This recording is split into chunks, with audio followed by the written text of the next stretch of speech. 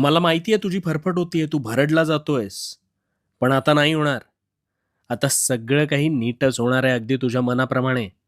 तुला वाटत असेल तू इतका अडचणीत आहेस, तरी मी असं का बोलतोय, हो ना? आता माझं बोलणं आहे ना, ते अगदी शांत चित्ताने ऐक. तुला सगळी उत्तरं मिळतील. कारण खरंच होणार आहे सगळं नीट. चिंता करू नकोस. चिंता तुझ्या नकळत तुला जिवंत जाळते, पण तरीही तू तिलाच उगाच कवटाळतोस. हो, मला माहिती आहे तू अडचणीत आहेस.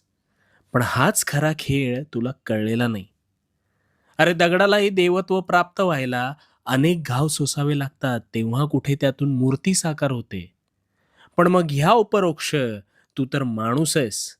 मग तुला सुद्धा या अवघड गोष्टींना सामोरं जावं लागलं म्हणून वाईट वाटून घेऊ नकोस.